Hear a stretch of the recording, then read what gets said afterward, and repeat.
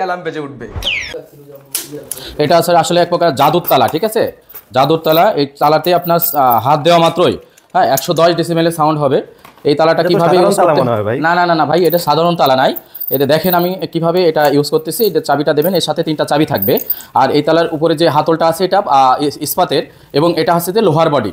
এই তালার এই হাতলটা উল্টা করে লাগাইলেই প্রথম অবস্থায় একটা বিপ দেবে, শব্দ দেবে, ওয়ার্নিং করবে। তারপর চোর যখন আবার দ্বিতীয়বার টাচ করবে তখন আরেকটা শব্দ করবে, এবং তৃতীয়বার চোর যখন আরেকটা আঘাত দেবে তালা এইভাবে বাঁচতে থাকবে, এবং একটা না 20 থেকে 30 সেকেন্ড বাঁচতে থাকবে, ঠিক আছে? এটা কি ভাই বাইকে ইউজ করা যায়? হ্যাঁ, এটা বাইকে অবশ্যই ইউজ করা যাবে। আর যেসব বাইকে ডিস্ক আছে সেই সব বাইকে খুব সুন্দরভাবে এটা ব্যবহার করা যাবে। এই যে বাইকে যে ডিস্ক থাকবে, এই ডিস্কের ভিতরে এটা এইভাবে লাগাই দিলে আপনার হয়ে যাবে। এটা হচ্ছে যে এই মোডে দিলে সাউন্ড হবে না, আর যদি এটা উল্টা করে দেন তাহলে এইভাবে দিলে আপনার সাউন্ড হবে।